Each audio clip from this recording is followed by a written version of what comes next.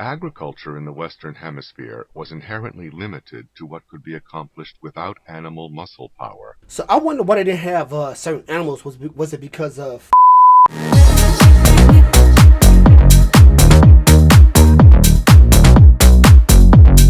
No bullshit. Let's go. What's going on? It's your boy Devin GTV, and as you guys can see, I am back with another reaction. But before I get started, I act like I know a whole lot. I try to learn a little bit, but I don't really know shit. So today is Thomas Sowell, Why Europeans Colonized the Americas. While in narrowly physical terms, the lands and waters of the Western Hemisphere were the same for the indigenous peoples as they would later be for the transplanted populations from Europe, the complete absence of horses, oxen, cattle, and sheep in the Western Hemisphere before the arrival of the Europeans was momentous in its implications for food supply in general, agriculture in particular, and above all for the size of the cultural universe available to any given Indian tribe, nation, or civilization. Horses and camels made the Silk Road a highway stretching thousands of miles across the Eurasian landmass to connect China with Europe. But nothing comparable was possible in the Western Hemisphere to connect the Iroquois on the Atlantic seaboard of North America with the Aztecs of Central America.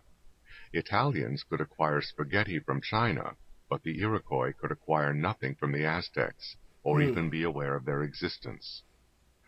Agriculture in the Western Hemisphere was inherently limited to what could be accomplished without animal muscle power, to carry or to pull loads or to plow the land, as well as to supply manure to maintain the fertility of farms. If you don't have any animals to, plow the crops, and horse manure or some sort of manure they use as fertilizer. Because I think, what does that do? Like, does it fertilize the soil to make it feasible for certain vegetables and things like that? Land transport in general was obviously severely limited in the loads and the distances that were possible without animals. Even the navigable waterways were limited in their capacities to move cargo by the absence of pack animals and draft animals to transport these cargoes when they reached land. I figure horses were Indian everywhere. canoes plied the inland and coastal waterways of the hemisphere long before the white man arrived, but larger vessels with greater cargo capacity would have exceeded the severe physical and economic limits of a land without the kinds of animals needed to make larger cargoes economically viable. Llamas were available as pack animals in limited regions of South America, and dogs were used by Eskimos and by some North American Plains Indians to pull loads, but these animals did not compare with horses or oxen in what they could transport. Right. As in much of sub-Saharan Africa, not only were loads and distances limited physically in the Western Hemisphere by an absence of the needed animals, the particular kinds of things that would be economically feasible to trade at considerable distances were even more limited economically to those things whose concentrated value could repay high transport costs, often involving human porters. Tons of grain, for example, could be shipped for hundreds of miles in Europe, but not in the Western Hemisphere before the Europeans arrived and brought pack animals and draft animals. Even in those regions of the Western Hemisphere that had networks of waterways comparable to those in Western Europe, limitations on land transport limited cargoes transported by water. Moreover, limitations on the scope and range of trade were also limitations on the scope and range of cultural interchanges. Specific geographic barriers, the Amazon jungle, the Rocky Mountains, or the vast desert in what is today the southwestern United States, were of course major barriers to large-scale cultural interactions in pre-Columbian times, but the absence of animals for transport was a more general barrier to long-range cultural interactions throughout the Americas. So I wonder why they didn't have certain animals. Was it because of region or what? Because I would assume that they would trade certain goods for certain things. Trade for an animal, you would need something of extreme value. But I guess since they didn't have anything of value, they couldn't really trade for animals. While these barriers were not as severe as the geographic barriers in parts of sub-Saharan Africa, they were more formidable than those in much of Europe and Asia. The absence of herd animals, like sheep and cattle, as well as the absence of load-bearing or load-pulling animals, like horses and oxen, had another consequence. an absence of the many diseases carried by such animals and often acquired by human beings living in close proximity with these animals. While, in one sense, the absence of such diseases was of course a benefit, their absence also meant an absence of biological resistance to many potentially devastating diseases, such as smallpox. Okay, so what he's saying, and I could be wrong, is that them not having animals died because animals had certain diseases, so they weren't introduced to those kind of diseases. So long as such diseases did not exist in the Western Hemisphere, the Indians' lack of biological resistance to them was of no consequence. But once people from Europe began arriving with these diseases, the consequences were momentous, not only for those indigenous populations stricken and devastated by these diseases at the time, They weren't used to but it. also for the historic transfer of North and South America from the indigenous peoples to the European invaders.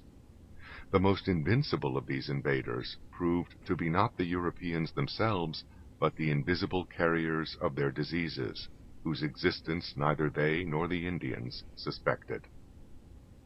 The fact that the Eurasian landmass stretches predominantly east and west, while the Western Hemisphere land masses stretch predominantly north and south, means that advances in agriculture and animal husbandry could spread more readily over far more vast distances in the Old World than in the New. Plants and animals are more similar in the same latitudes, while more drastic climate changes accompany north-south movement.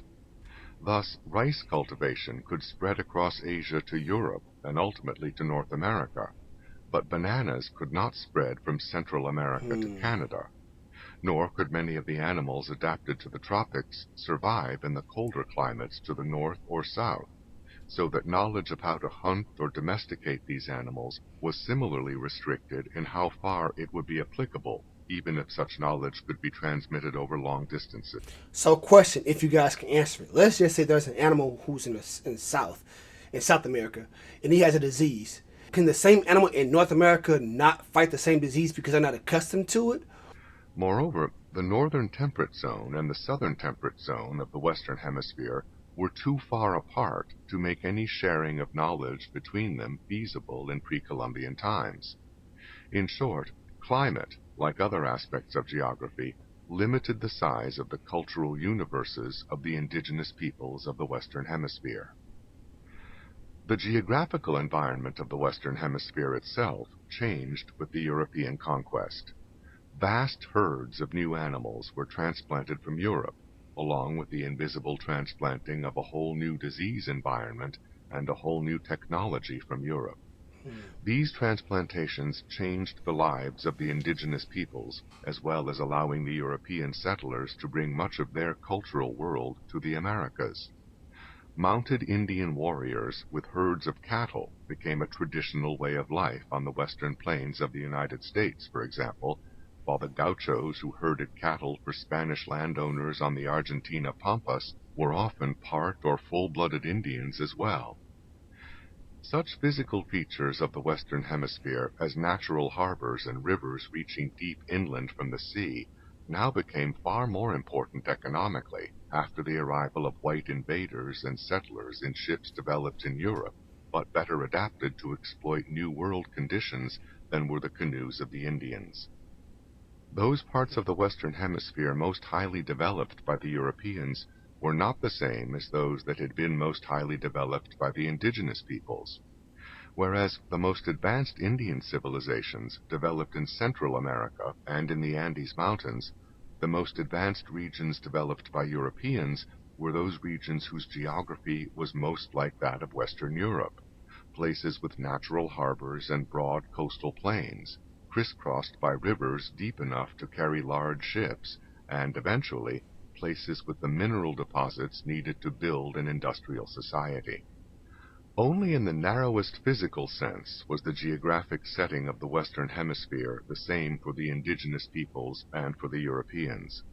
The flora, the fauna, and the disease environments were changed radically, and the natural features of the land and the waters acquired a much wider range of possibilities as a result of this, as well as because of the new technology brought from Europe.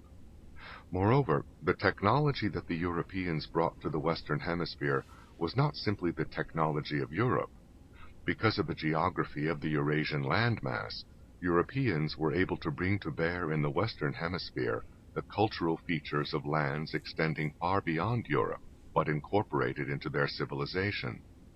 Europeans were able to cross the Atlantic Ocean in the first place because they could steer with rudders invented in China, calculate their position on the open sea through Smart, boy. trigonometry invented in Wow. Egypt, using numbers created in India. The knowledge they had accumulated from around the world was preserved in letters invented by the Romans and written on paper invented in China. The military power they brought with them increasingly depended on weapons using gunpowder, also invented in Asia. The cultural confrontation in the Western Hemisphere was, in effect, a one-sided struggle between cultures acquired from vast regions of the Earth against cultures from much more narrowly circumscribed regions of the New World. It sounds like the only reason they were so advanced is because they were able to travel and meet different cultures and learn different things. Yeah, this is very interesting, man. Forget if you guys enjoy my reaction, man, give your boy a thumbs up, like, share, and comment. If you're not subscribed, subscribe. And I'll catch you guys next time.